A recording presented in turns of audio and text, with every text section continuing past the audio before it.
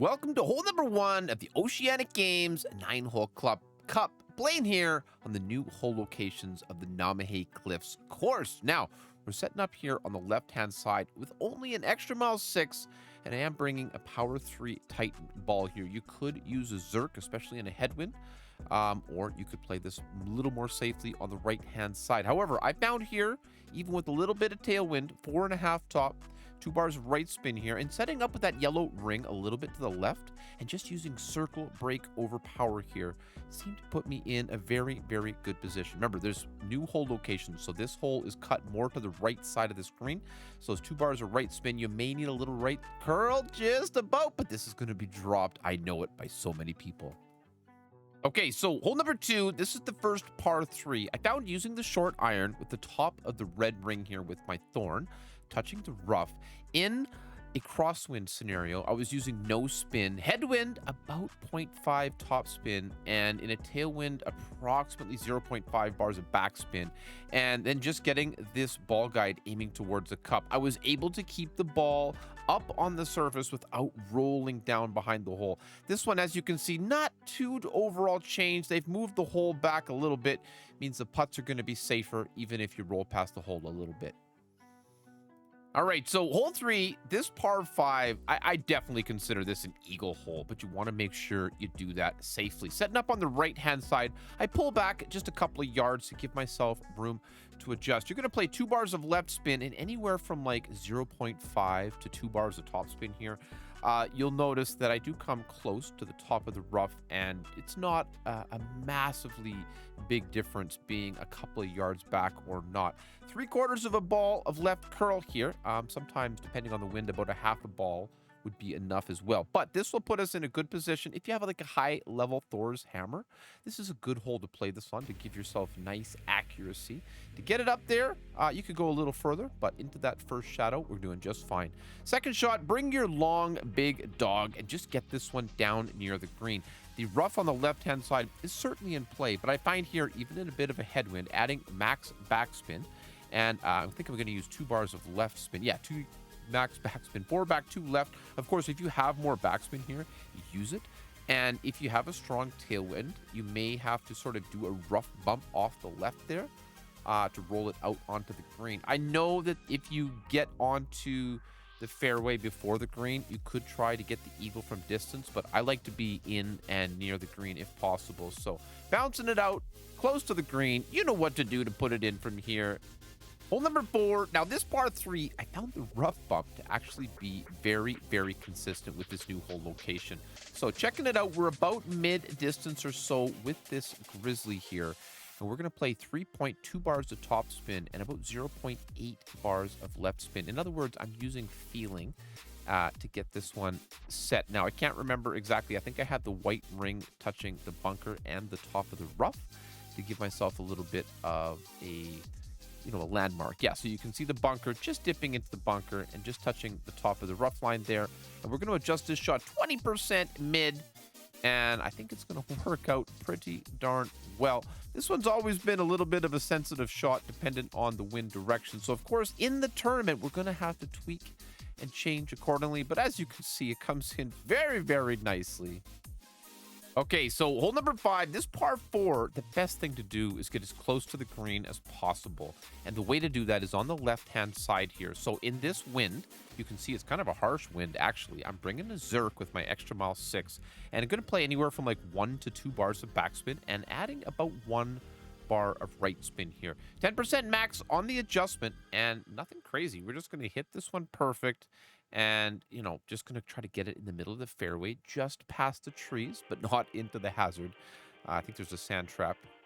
Sand trap just ahead there. But as you can see, put it nicely in the middle here. And now we've got a clean, short look towards the cup. Now, with this low, low wind, we're going to stretch it out and see where we are. This is going to be about, 80, 85%. This is how you do the Endbringer School method. And lining up the tip of the ball guide to the cup. And make sure to get it to the back of the cup. I'm not using anything other than the slider there. And so it's 20% at 80 slider with that kind of drive. and you should be able to put yourself in a beautiful, beautiful spot. I think hole 5 is one of those kind of deciding holes where not too much has changed with the new hole location, and it really just gives you a chance to get a drop that I don't think every single player is going to get. And if you can get this one, it's really going to help push you towards the podium that I really want you to be on. I know I've got a Zerk here. You can get away with the Titan, but just depending on what's in the bag, I wish you good luck.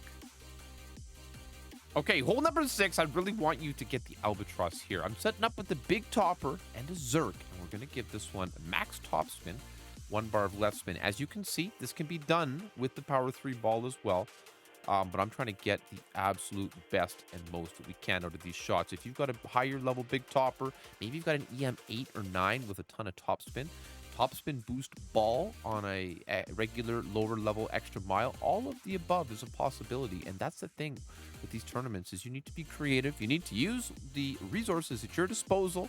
Max overpower here. It's a scary one with the Big Topper. You be the judge of your skill set. I just want to get you as close as I can and get the absolute lowest score in the tournament so that you can win the banner. I want you to get a gold, and I just really do what I can to get this as close as possible. So second shot here, you know, we're kind of between, well, we're at max Endbringer, but we are also kind of close to playing a Thorn shot at min. You could play rings from min with backspin here with the Thorn if that's the kind of thing you prefer. But I end up going with this Endbringer at max, and without the massively developed ball guide, I end up giving this one the full 3 and like a half bars of top spin. It'll come in a tiny little bit hot, 2.5 or something like that would have been good with the drive distance that we had. However, the results are going to be what we're looking for, and at the end of the day, I think that's what really matters the most. So line it up cleanly. Make sure to get a good crisp adjustment here. And, you know, man, if this one gets in the hole, you got to remember to hit that thumbs up button, subscribe to the channel. We're oh so close to 10K, and looking forward to celebrate that milestone with all of you very, very soon. So thank you for watching. I hope you get those booms too.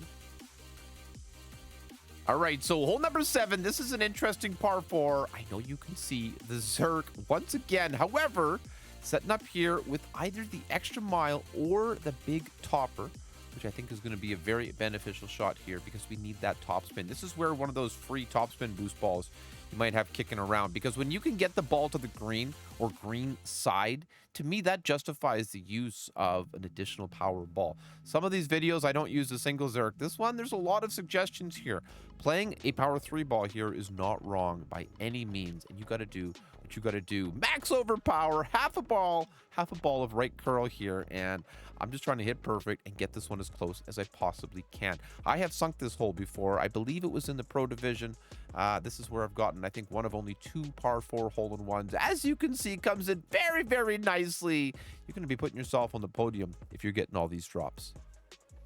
Okay, so hole number 8, this par 3 can actually be one of the most frustrating holes in the game. I found anywhere between 1 to 2 bars of backspin. Now you're going to see I'm going to play around with a few here. Just keep trying. You can go directly at the pin from this location. You can play like all max backspin just directly to the hole. But there is a nice slope up the back of the screen, and it is a good thing to try to roll it down. It gives it a nice speed. So Sniper 9, it gives us a full ball guide, and you can see how it's trickling back down to the cup.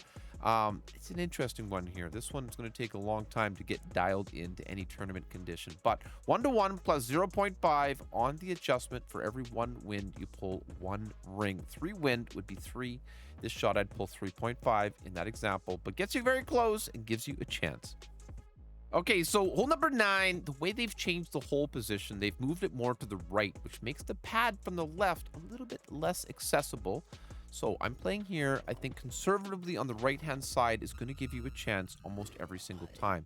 6.5 back, 1 bar of right spin, and I'm playing to get this ball, of course, near the end of this fairway on the right-hand side without going over. So I'm going to choose an accurate club, such as a quarterback or a rock or a Thor's hammer, whatever you've got, you know, in a good level to put this one down here safely without putting yourself in trouble. Second shot then, with the sniper, it does give us a very nice angle of approach to the green.